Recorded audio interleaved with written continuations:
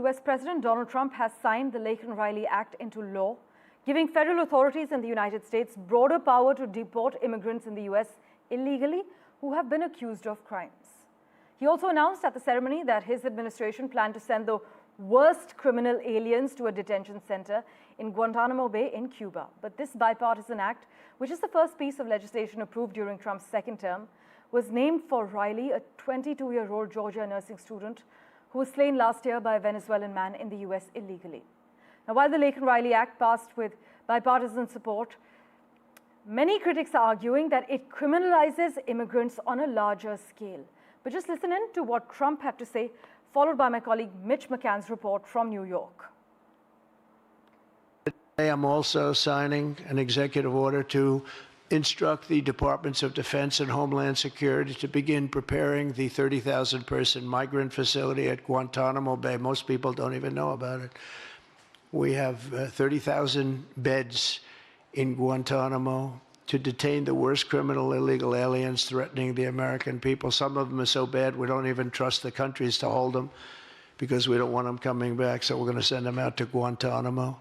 This will double our capacity immediately, right? And that's a tough place to get out of. Today's signings bring us one step closer to eradicating the scourge of migrant crime in our communities once and for all. At the White House, President Trump raised for the first time the prospect of sending migrants to the Guantanamo Bay detention center. We have 30,000 beds in Guantanamo to detain the worst criminal illegal aliens threatening the American people, Mr. Trump said, explaining he would direct various agencies to prepare a migrant facility there.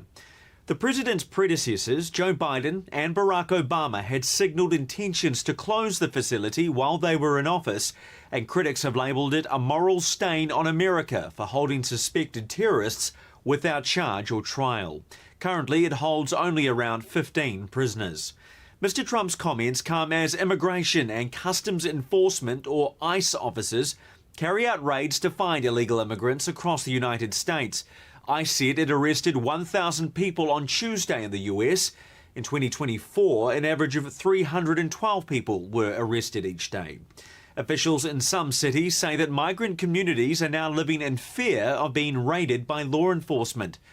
Meanwhile, the White House has rescinded an order that froze trillions of dollars in government grants and loans. The order, sent out earlier this week, directed agencies to review and eliminate spending on so-called woke ideologies. After widespread confusion, concern and legal cases, the Office of Management and Budget said the directive had been rescinded. The change in direction is the first major U-turn from the administration as it continues to implement a large volume of executive orders.